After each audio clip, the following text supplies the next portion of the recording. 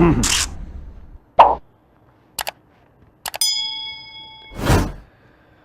बात 1980 के शुरुआती सालों की है, जब एशिया में कई देशों ने इस बात को समझा कि कैसे न सिर्फ राजनीतिक तरीके से, न सिर्फ विदेशी तरीके से, न सिर्फ कूटनीतिक तरीके से, इसके अलावा कल्चरल यानी सांस्कृतिक तरीके से ही नहीं, बल्कि हम खेलों के जरिए भी जो है अपने रिश्तों को और ज्यादा बेहतर कर सकते हैं।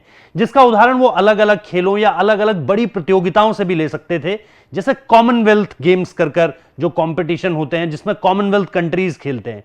उसी तरीके से क्रिकेट की दुनिया में अगर आप आए तो एशिया कप टूर्नामेंट शुरू हुआ। एशिया कप टूर्नामेंट यानी नाम से ही पता चलता है कि एक भूगोल से संबंधित है, जिसमें एशिया की क्रिकेट टीम्स खेला करती हैं।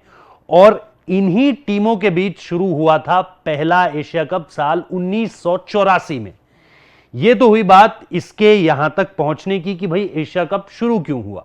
लेकिन 1984 के बाद और 1984 के बीच में बहुत सारी चीजें ऐसी हुई जिसको लेकर के साल 1986 के एशिया कप को लेकर के बहुत सारे सवाल पहले ही उठ चुके थे। 1984 में भारत इस खिताब को, अपनी इस ट्रॉफी को, मतलब एग्जैक्टली ये ट्रॉफी नहीं लेकिन एशिया कप की ट्रॉफी को अपने नाम करता है। और उसके बाद अपनी ट्रॉफी को डिफेंड करने के लिए 1986 में उन्हें श्रीलंका ही जाना था। लेकिन इस बीच 1985 में एक सीरीज खेली जाती है, जिसके नतीजे के बाद कपिल देव की कप्तानी में भारतीय टीम जाती है और हार जाती है सीरीज। 1985 की उस सीरीज में अंपायरिंग के फैसले लगातार विवादों में रहे थे और उन विवादित फैसलों के बाद भारतीय टीम नाखुश थी 1986 में श्रीलंका जाने से।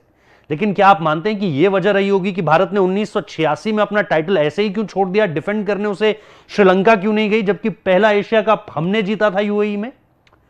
वजह काफी जटिल है। उस वक्त पर, या यह कहें कि 80 के दशक में अगर आप श्रीलंका को ढंग से देखेंगे, तो एक एक करके शुरू करते हैं, क्योंकि श्रीलंका का नक्शा अगर आप देखेंगे तो आप समझ पाएंगे कि चीजें किस तरह से विकट थी। दरअसल 1980 के वक्त में, और खास तौर पर इन सारे अलग अलग इलाकों में अलग अलग जगह, यहां पर भी भूगोल की वजह से अगर आप देखेंगे तो अलग अलग जगहों को मार्क किया गया है।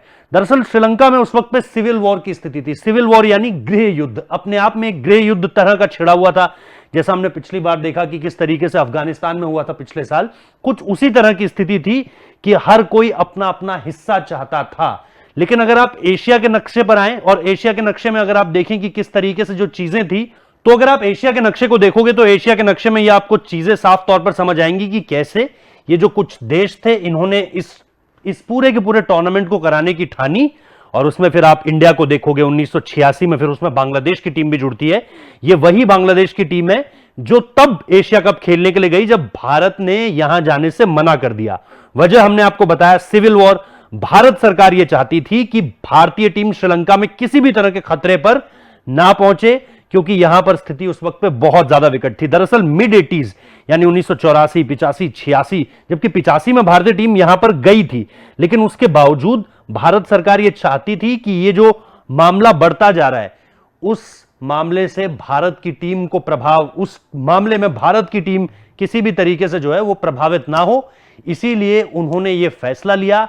और निश्चित तौर पर भारतीय टीम भी 1985 की जो सीरीज थी उसमें जो अंपायरिंग के फैसले थे उससे बहुत ज्यादा नाखुश थी। लेकिन वजह अंपायरिंग के फैसले नहीं थे, वजह था सिविल वॉर का होना, भारतीय टीम का कहीं ना कहीं जान जोखिम में होना उस पूरी की पूरी एशिया कप की जो तारीख थी उसके दौरान।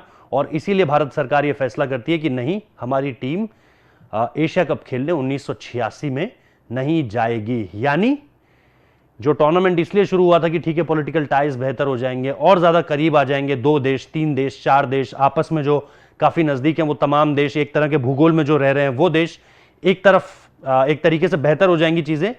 1986 का वो साल था जब भारत ने अपने आप को ऑप्ट आउट किया। वजह मैंने आपको बता दी।